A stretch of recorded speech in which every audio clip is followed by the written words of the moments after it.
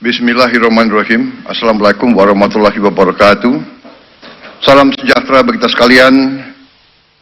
Shalom, Om Swastiastu, Namo Buddhaya, salam kebajikan. Saudara sekalian, bapak-bapak, ibu-ibu yang saya hormati, para menteri, koordinator, menteri kabinet merah putih, wakil menteri kepala badan yang hadir, Gubernur Bank Indonesia yang saya hormati, yang juga adalah Ketua Umum Ikatan Sarjana Ekonomi Indonesia, ISAI.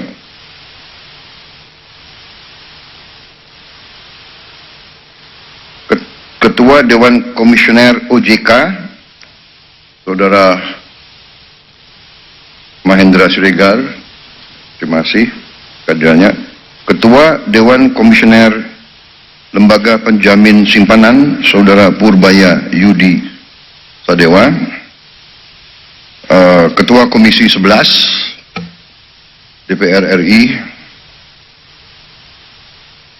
para perwakilan dari ISAI, Ikatan Sarjana Ekonomi Indonesia, INDEF, para guru besar ekonomi dari universitas-universitas yang berkenan hadir,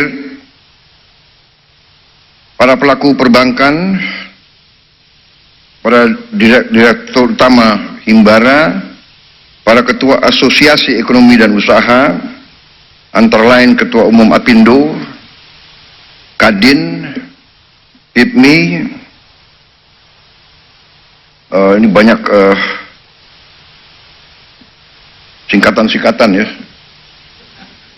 AEI, TAI, APII, HKTI, saya hafal HKTI, AAJI, AAUI, AParindo, ASIPindo, CSIS, Perbanas, Asuransi, Serikat Pekerja, Serikat Tani, dan lain sebagainya.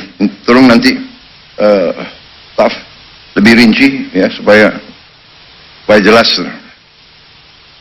Rekan-rekan pers, media, tamu undangan yang saya hormati, tentunya sebagai insan yang bertakwa, marilah kita tidak henti-hentinya memanjatkan puji syukur kehadirat Tuhan Maha Besar, Tuhan Maha Kuasa, bagi umat Islam Allah Subhanahu wa Ta'ala, atas segala karunia kesehatan, kedamaian yang diberikan kepada kita sekalian, sehingga kita dapat berkumpul siang hari ini di Aula Bank Mandiri dalam keadaan sehat walafiat. Karena kita masih di awal bulan Syawal, saya ucapkan kepada seluruh umat Islam yang hadir, selamat Idul Fitri 1446 Hijriah, mohon maaf lahir dan batin. Saya sekali lagi ingin di sini atas nama pemerintah mengucapkan terima kasih yang sebesar-besarnya kepada semua instansi, semua lembaga yang telah bekerja keras sehingga bulan puasa Ramadan tahun ini dan acara mudik dan kembali dari mudik berjalan dengan baik, lancar, dan merupakan suatu prestasi yang dilaporkan kepada saya, arus mudik yang terbesar selama ini, lebih besar dari tahun lalu, tapi tanpa kemacetan yang berarti, dan yang lebih memuaskan bagi kita adalah angka kecelakaan yang turun secara drastis.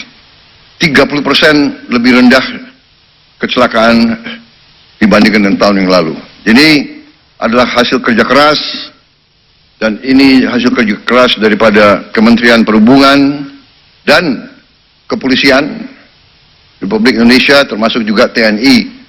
Untuk itu sekali lagi saya ingin ucapkan terima kasih kepada instansi-instansi tersebut. Kementerian Perhubungan, orang libur dia terus mengawaki pusat-pusat yang penting. Menara bandara tidak boleh berhenti, tidak boleh libur ya. Air traffic control kalau salah itu musibah yang besar.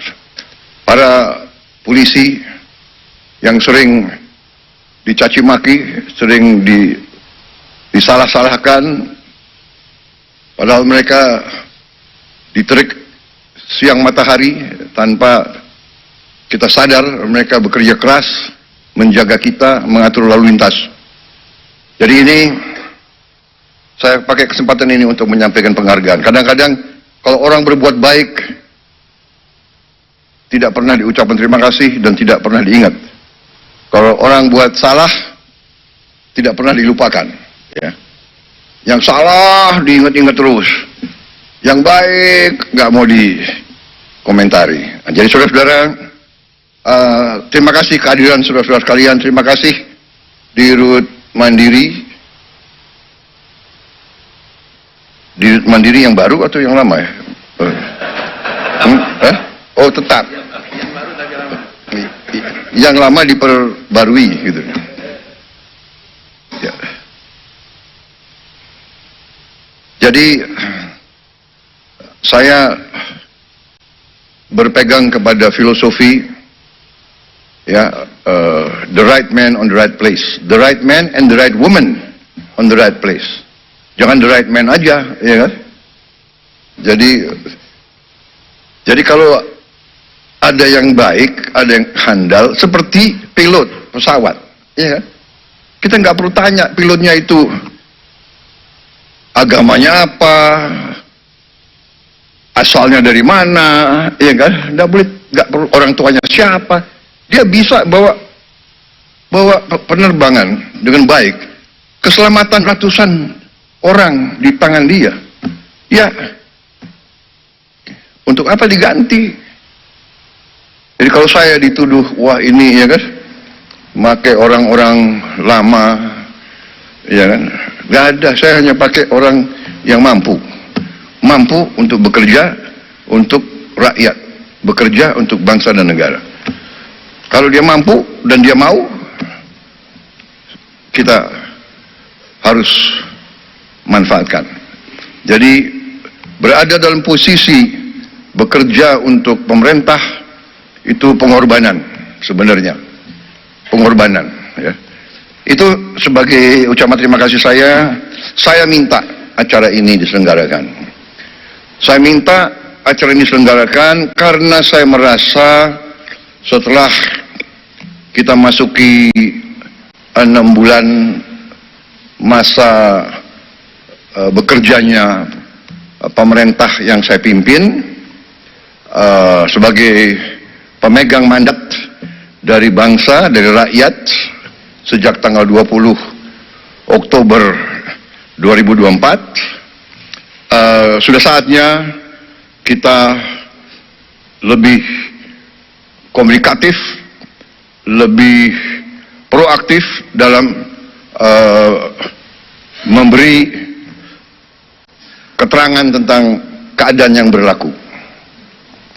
Saya kemarin saya sadar beberapa minggu lalu sudah mulai sadar bahwa komunikasi dari pemerintah yang saya pimpin memang agak kurang, dan itu adalah tanggung jawab saya, dan saya ingin memberi penjelasan kenapa. Karena saya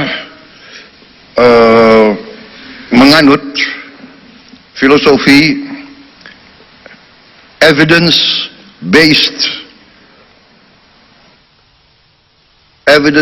performance. Jadi saya enggan bicara tanpa bukti nyata. Itu itu sifat saya. Jadi saya harus selalu dinilai, saya minta selalu dinilai oleh hasil yang saya lakukan, prestasi yang saya lakukan. Demikian yang saya minta dari rekan-rekan saya yang dekat, Saya hanya lihat mereka dari pengabdian mereka, dari prestasi mereka, dari energi mereka, dari niat mereka.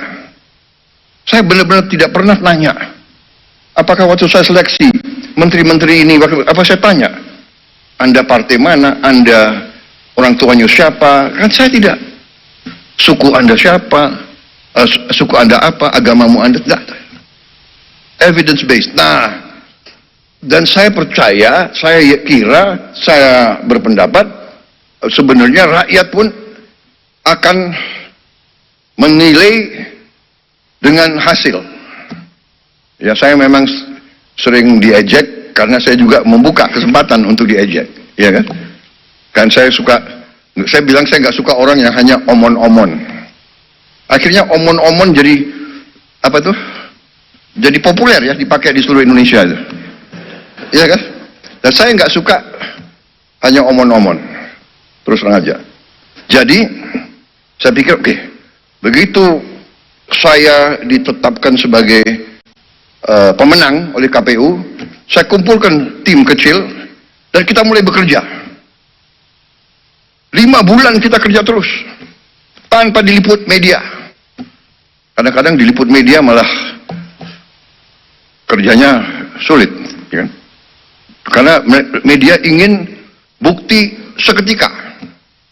Padahal tidak ada dalam manajemen suatu usaha, dalam manajemen suatu organisasi, dalam menjalankan suatu proyek, tidak bisa seketika. Yang bisa seketika itu hanya Nabi Musa yang punya tongkat. Kita manusia tidak bisa seketika. Semua itu adalah perencanaan. Perencanaan yang matang. Perencanaan dasarnya adalah pengumpulan data yang benar. Perencanaan, sesudah perencanaan, mencari awak. Mencari orang untuk melaksanakan rencana itu. Rencana terbaik, gagasan terbaik. Tanpa awak yang bisa melaksanakan, tidak akan berhasil. Sesudah itu, baru mulai. Dan sesudah pelaksanaan, baru kita lihat hasil. Ini adalah fenomena hidup. Nggak bisa kita tanam pohon, kita minta buahnya turun lusa. Tidak mungkin. Ini melawan hukum alam. Kita cari benih yang bagus, kita cari tanah yang cocok, kita harus ada sumber air, kita harus ada cuaca yang baik, kita tanam, kita rawat, baru hasilnya mungkin 5 tahun, 6 tahun. Ya kan? Pohon kelapa sawit yang sekarang menjadi apa itu bisa dikatakan miracle crop. Saya kemana-mana semua nanya, semua minta kelapa sawit dari Indonesia, kelapa sawit dari Indonesia. Kelapa sawit itu 5 tahun baru produktif, iya kan? 5 tahun, 6 tahun. Jadi dibutuhkan perencanaan, pemilihan personalia, pelaksanaan yang benar, dan keteguhan, ketabahan, dan kesabaran. Jadi saudara-saudara, waktu kita ambil alih pemerintahan, kita bekerja keras karena kita persiapannya sudah baik, dan kita sudah punya strategi, kita sudah punya keyakinan apa yang harus kita lakukan. Dan bagi kami sangat terbuka, kami sangat transparan, kami buat buku strategi transformasi bangsa. Dan kita sebarkan, saudara bisa buka di situ. Di situ jelas dan gamblang dasar-dasar pemerintah yang saya pimpin. Dasarnya adalah Pancasila dan Undang-Undang Dasar 45. Bukan sebagai mantra, bukan sebagai slogan, bukan sebagai moto, sebagai dasar pemikiran. Ekonomi kita apa? Ekonomi kita adalah berdasarkan Pancasila dan Undang-Undang Dasar 45. Berarti ekonomi kita harus berdasarkan sila-sila itu. berketuhanan harus mengandung persatuan Indonesia. Kita tidak mau pertumbuhan Indonesia bubar, tidak mau. Kita tidak mau menjual kekayaan kita dengan murah. Kita tidak mau menjual tanah kita kepada bangsa asing dengan murah. Semua tujuannya persatuan Indonesia, kemanusiaan. Kita tidak mau yang lemah ditinggal. Kita tidak mau yang miskin disuruh bersaing dengan yang kuat. Saudara-saudara, ini dasar kerakyatan dan terakhirnya tujuan kita keadilan sosial. Ini yang mendasari pemerintah kita, dan pelaksanaannya pasal-pasal ekonomi yang ada di Undang-Undang Dasar 45, pasal 33, bahwa ekonomi kita ya azasnya adalah kekeluargaan.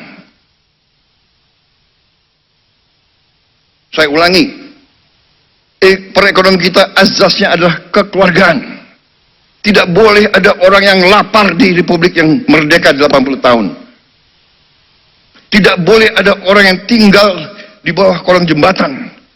Ini menusuk rasa keadilan. Tidak boleh ada orang yang tidak makan.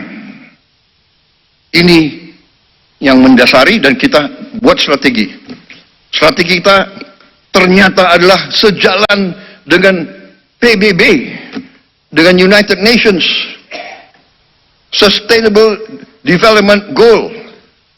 Yang utama food, energy, water, dan SDG, sasaran SDG yang lainnya semua. Ini dasar kita. Karena itu, swasembada pangan menjadi sasaran kita. Swasembada energi, swasembada dan manajemen air yang baik, dan tentunya industrialisasi supaya nilai tambah ada di Republik kita. Saudara-saudara, apa yang terjadi sekarang, goncangan dunia akibat negara yang ekonominya terkuat membuat kebijakan-kebijakan, memberi peningkatan tarif yang begitu tinggi kepada banyak negara. Ini bisa dikatakan menimbulkan ketidakpastian dunia. Banyak negara yang cemas, ya. Padahal sebenarnya pendiri-pendiri bangsa kita dari sejak dulu, dan termasuk saya, bertahun-tahun saya sudah ingatkan, mari kita bangun ekonomi kita dengan sasaran berdiri di atas kaki kita sendiri. Saudara, itu pembukaan, dan sekarang saya ingin mengundang beberapa tokoh dalam pengelolaan ekonomi kita untuk menyampaikan kondisi ekonomi yang apa adanya, yang real, the real situation. Mereka akan paparkan, kemudian kita buka kesempatan untuk ada tanggapan, ada sanggahan, ada pertanyaan. Kita terbuka. Di zaman sekarang, pemimpin harus terbuka untuk masukan. Kita tidak anti kritik. Kita malah suka kritik. Kritik itu adalah membantu kita, membuat kita lebih aware, lebih waspada, ya kan? Jadi kritik itu bagus menurut saya. Tapi kalau suatu program untuk menciptakan kondisi yang tidak rasional, ya kan? Nah, ini harus terus diadakan istilahnya klarifikasi dan penjelasan, ya kan? Umpamanya ada yang dengan keras yakin bahwa matahari tidak terbit dari timur, matahari terbit dari barat. Karena dia ngomong 500 kali, 1000 kali matahari dari barat, jangan-jangan ada sebagian rakyat kita yang percaya matahari terbit dari barat. Itu adalah ilmu propaganda. Itu ada di buku semua. Itu keahlian Hitler dan Joseph Goebbels. Kalau kebohongan diulangi berkali-kali dan terus-menerus, lama-lama orang percaya dengan kebohongan. Itu ada di buku The Art of Propaganda. Ya kan? Dan itu kita pelajari, semua negara pelajari. Dan itu yang dilakukan, itu namanya psychological warfare, psychological operation, dan itu sering dilakukan untuk mendestabilisasi suatu negara yang tidak disukai oleh negara lain. Jadi, saudara-saudara, ada lagi azas kedua dalam teorinya Joseph Goebbels. The bigger the lie, the easier people to believe. Jadi kebohongan yang lebih besar, mudah untuk orang percaya. Oh ya, jangan-jangan benar ya, ya kan? Jadi sekarang mudah, fake news, hoax itu mudah. Tapi kita tidak boleh, istilahnya gerundel. Ini realita. Karena itu ya kita terbuka. Ya, sesuatu serangan kebohongan hanya bisa dihadapi dengan membuka diri, memberi penjelasan apa adanya, berdasarkan fakta, berdasarkan kenyataan, berdasarkan ilmu dan matematik, ya kan? Kebohongan bisa diteruskan, tapi satu saat begitu kebohongan kelihatan, hilang kepercayaan dari orang. Nah itu, saudara-saudara. Jadi suatu rezim atau suatu organisasi atau suatu kelompok yang melancarkan sesuatu atas dasar kebohongan akan dipatahkan. Saya juga heran, ya, ada orang yang mengatakan Indonesia gelap. Ya, saya kalau dia memang merasa gelap ya itu hak dia. Tapi kalau saya bangun pagi saya lihat Indonesia cerah, iya kan? Kalau saya ketemu petani gembira. Harga pangan, peningkatan hasil mereka naik secara drastis, produksi naik secara drastis, kita potong semua regulasi yang nggak benar, kita sederhanakan. Saudara-saudara, ada Menteri Pertanian di sini. Menteri Pertanian itu selalu ada di sawah, keliling kemana-mana, ya sudahlah, nggak apa-apa. Dia mengatakan kepada saya, Pak, tadinya dari pabrik pupuk sampai petani harus tanda tangan 15 menteri, 30 sekian gubernur, 500 bupati, baru sampai ke Gapoktan. Saya bilang Menteri Pertanian tidak ada. Dari pabrik pupuk langsung ke petani. Gak ada lagi itu tanda tangan, langsung. Alhamdulillah, pupuk yang tadi langka, yang tadi banyak diselundupkan, yang banyak dikorupsi, sekarang sampai ke desa-desa. Hanya ada beberapa tempat yang masih, saya dapat keluhan dari Gubernur Aceh, pupuk di situ masih sedikit kurang lancar. Ya, ini segera kita akan atasi. Apa yang maksudnya? Begitu ini semua perizinan kita hilangkan, lancar itu harus ke produsen, produksi langsung naik, saudara.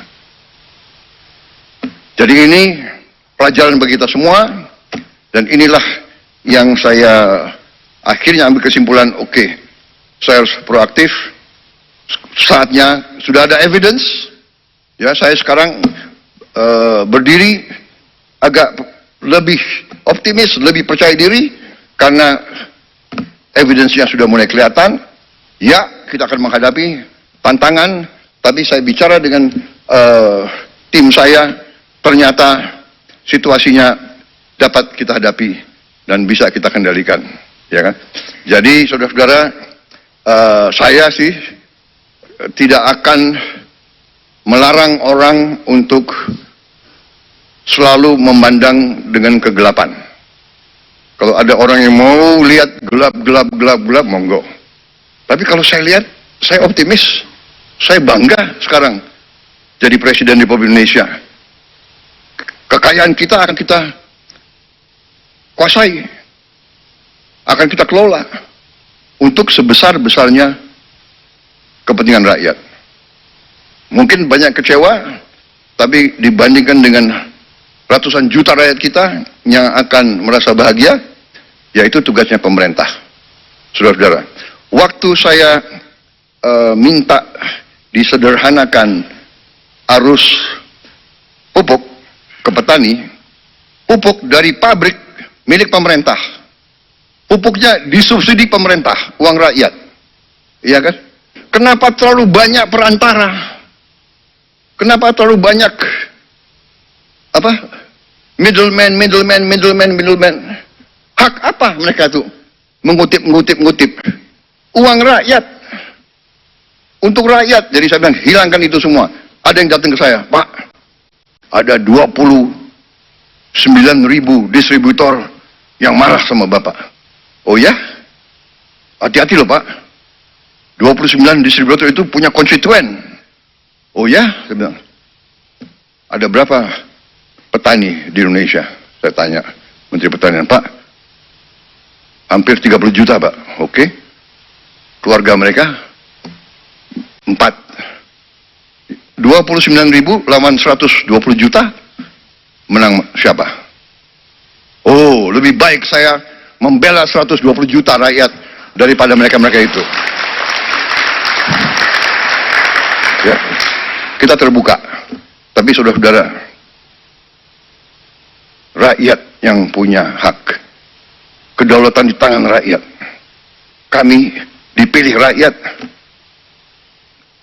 Kau suka tidak suka, ya ini pilihan rakyat, ya kan? Inilah kita yang dipilih rakyat. Ada yang botak, ya kan? Botak itu artinya pinter, ya kan? Ada yang hitam, ya tapi ini pilihan rakyat, bagaimana? Dan kita semua, kan cita-cita mereka semua tuh hanya untuk berbakti kepada rakyat. Benar, kalau mereka mau kaya raya, mereka bisa, nggak usah masuk pemerintah. Mereka masuk pemerintah itu saya juga sedih loh. Menteri Keuangan banyak yang belum dapat mobil dinas. Ya, mereka kerja 6 bulan ini kerja bakti, tapi ya, terima kasih sudah mulai cair, ya, diblokirnya udah dibuka gitu kira-kira. Baik, itu saja. Saya sekarang persilakan mulai dari Menko Perekonomian ya. Terima kasih.